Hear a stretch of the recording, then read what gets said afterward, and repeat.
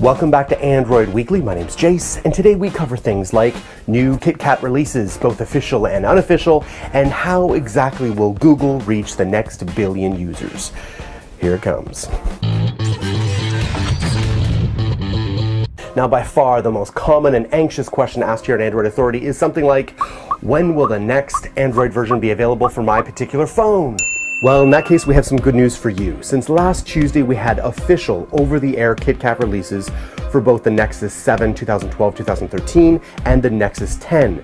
Google does assure us that the Nexus 4 and cellular Nexus 7 will receive updates soon. Now, for those of you left still waiting and can brave the wilds of rooting your own phone, you can now find unofficial releases from ROM creators AOKP, Cynanogens, and OmniROM for KitKat 4.4. See the links below to find if your device is eligible. But of course, those Nexus updates can take time, and if you're really impatient, you can now manually install KitKat 4.4. My good friend Adam Coater provides a detailed step-by-step guide with images to do just that. But now for some not so good news regarding the Galaxy S3 4.3 Jelly Bean release. As Samsung released this update for Android 4.3 Jelly Bean to international handset owners, users that install the software noticed several issues with their phones.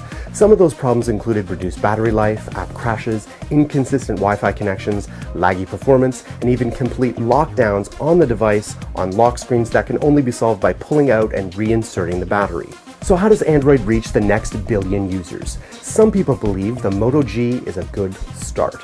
So although Samsung dominates the budget handset market currently, none of their affordable devices can compare to the Moto G's value offer. Consider this chart created by our own Android Authority's Andrew Crush. You can see here that with the Moto G's quad-core, better RAM and battery life, make it a compelling offer considering the low price point. Moving on to Google Search on Android. Google Search 3.1.8 brings several improvements to devices running 4.1 Jelly Bean or later, including new designs and features. This is right from Google. If you're a fan of a particular blog, the website update card can bring you things like the latest posts so you'll never miss a story, and the news topic can bring you fresh articles from the web on topics you care about. The What to Watch card gives you movie and TV recommendations when you're staying in. Now, we gotta talk about how Cynanogens installer arrived to Google Play. To grab the app, you simply need to head over to Google Play. Keep in mind that the app is useless without the required PC companion program, which is available directly from Cynanogens' website. So what does the installer actually do?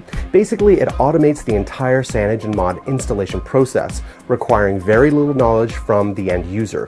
The installer even handles rooting your handset and unlocking the bootloader. All you needed is a supported device, a USB cable, and of course, Windows. A Mac client is also in the works, but isn't quite ready yet. Now, if that news did not tickle your pickle, you may like to know that there is a rumor, emphasis on rumor, that Cynanogens is working on their own phone, different from the Oppo N1, that will run Cynanogens right out of the box and is priced very attractively, meaning comparable to the price of the Nexus 5 at about $350. The rumor makes no mention of the hardware partner that will build the CM device, though the obvious candidate is Oppo. Though we should take this rumor with a grain of salt, creating their own device is the next logical step for the Cynanogens team. Alright guys, so I read all the comments and I got the message loud and clear. You would really like me to go into detail about why OEMs and device manufacturers cannot release an Android update at a reasonable time. We're going to go into that in depth this Wednesday for Android Q&A. I shall see you then.